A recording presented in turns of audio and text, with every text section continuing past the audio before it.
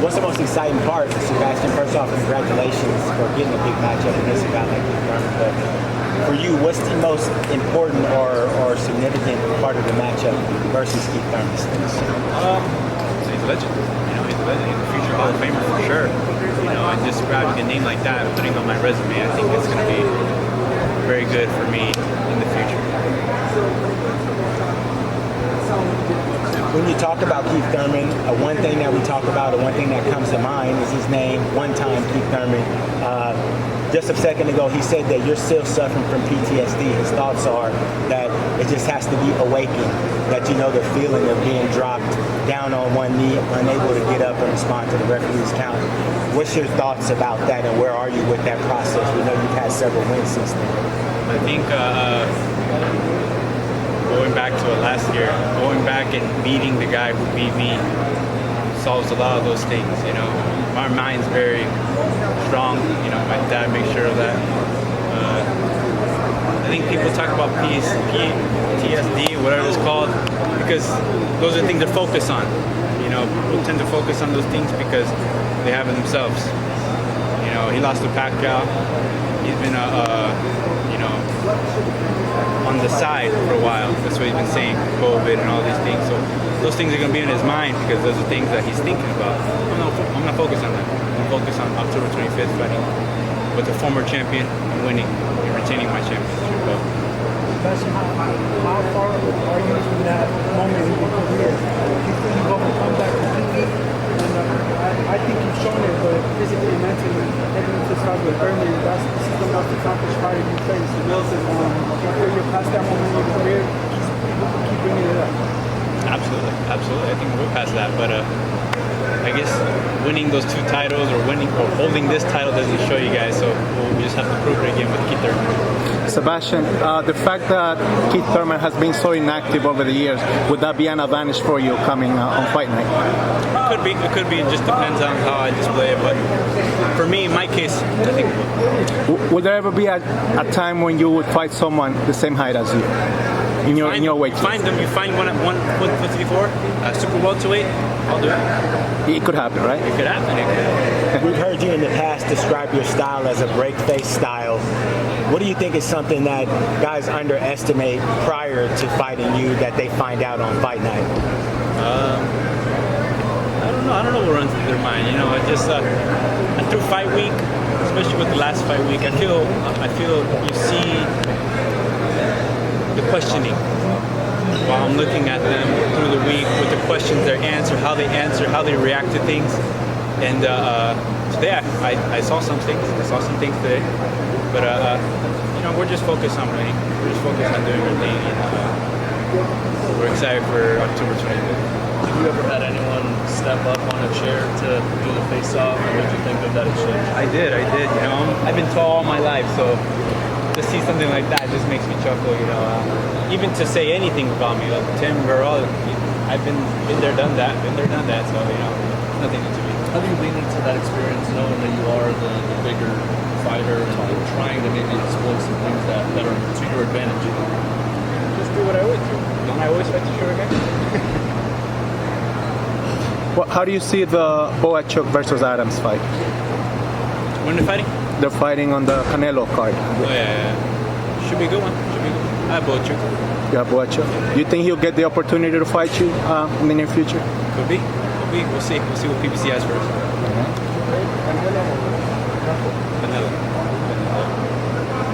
What do you think is the most significant part of that matchup in Canelo versus Crawford? That he's comfortable at 168. That he's been fighting there. He went and collected all the belts at that weight class. Crawford has a chance. He has a big chance, being one of the pound-for-pound fighters of the world. But it's just the advantage of being there first. You know what to expect in that weight class. Crawford's coming off a 154 fight that he fought last year. So I really don't consider him even a 154. He's been fighting at 147 for a while. He had that one fight at 154, and then he stopped fighting for a year again. So, of course he's probably been training, again, high-class fighter, but to be comfortable at 168, you're going to have to do some fights in there. Going in there fighting the undisputed champion, it's going gonna take a toll. What about Ennis? He's the new addition to 154. He's yet to fight there. Canelo brought him in camp specifically because he's a switch hitter like Terence Crawford. What do you make of Ennis just not being in your division and then him contributing to Canelo's camp heading into this fight? I think it's good for Canelo's camp to have a fighter like Ennis. Because, he likes to switch right-handed, southpaw. I think Canelo probably didn't need that, but, the fact that Ennis might cause a little bit of drama. I think he did for a dramatic effect. But, great fighter at 147, but 154 is a different division.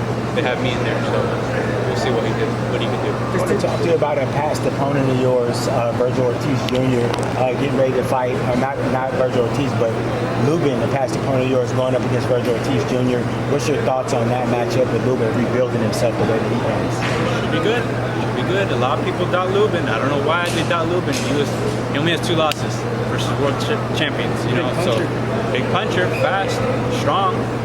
I see it as a 50-50 fight, but again, I'm not everybody else. You ever had any of your opponents at the press conference doing most of the talking? Keith Thurman was doing most of the talking, entertaining the crowd. Did that make you laugh? How did you take it? Made me laugh, but I think that's honestly how it usually goes. I don't really speak too much. If you've been to the press conferences or you've been to Fundora Fight Week, I don't really talk too much anyway, so I'm used to it. Sebastian, they say, throughout the Canelo Crawford promotion, there's weight classes for a reason. For you, does size matter? Do you actually feel the advantage when you're the taller fighter and thereby the margins that you are? There definitely is a bit. There definitely is. But it just depends how you want to fight. You can find the inside and not use your reach, or you can fight from the outside and just knock them out like shooting a gun. But it just depends on the fighter because, a lot of people vary what they eat, how they're raised, how they train. I think we have the perfect schedule for me. Perfect style for my life. But it just depends on the person though. Because Tim Zhu said he couldn't solve the puzzle. He said it felt like he was shadow boxing against himself, and that was an interesting comment considering he went toe-to-toe for 12 rounds with the blood and all that stuff, and the second time he just couldn't solve you at all. What do you just make of that? That we're getting better. We're working very hard again, so you're going to see improvements. And the fact that PBC keeps putting us in different cards throughout the years, I feel like we're the most active fighter for PBC. We're one of the most active fighters right now as a champion. So, we use that to grow. My dad keeps adding things to our camp. Keep growing with that. I'm getting older, I'm getting wiser, I'm getting more mature. So, and then on top of that, my sister's a world champion. So if I'm not fighting, I'll watch her fight, and I grow from there as well. So we just continue to grow, and this formula that we have just makes us that much better. What about one of the youngest current world champions in Sanders High in your division? He's the one that's he's getting the most criticism. He fought for a vacant world title. People don't feel it's legit. This and that. What do you make of Sanders High as a fighter? Good fighter. Now he's a WBO champion.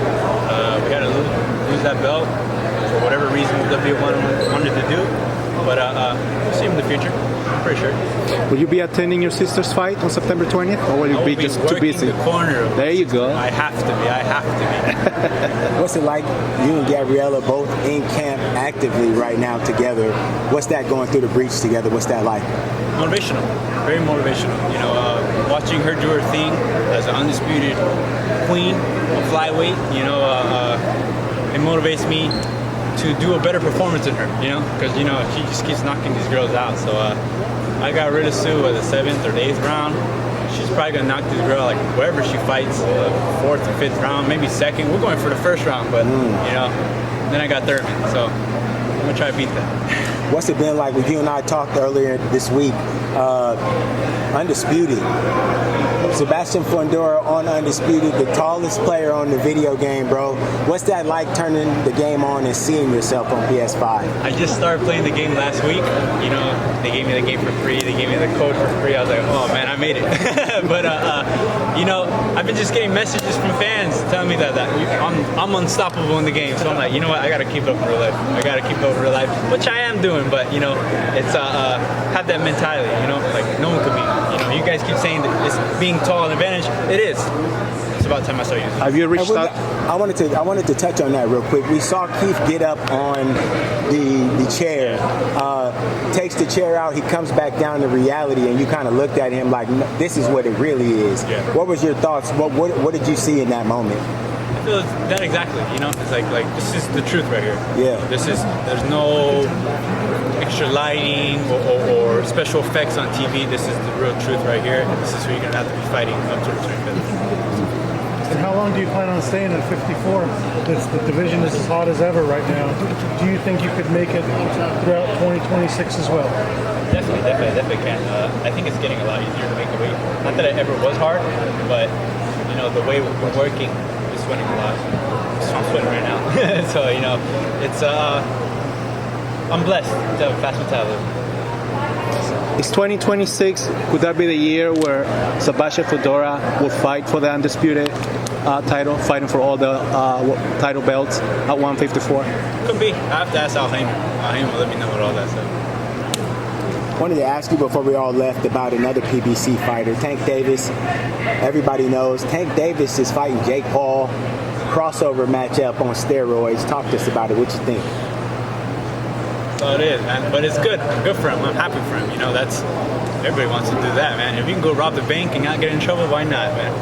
Why not? And last for me, when you're around him, how much do you look at? Have you started kind of looking at Jesus Ramos as a potential opponent? Of course, that's always been. We fought on a couple cards already. Right, you guys have kind of been paired with each other a few different times. But you know, that's when we get the call. We're fighting Ramos or not. As of right now, hasn't even been mentioned. So we'll see. We'll see in the future.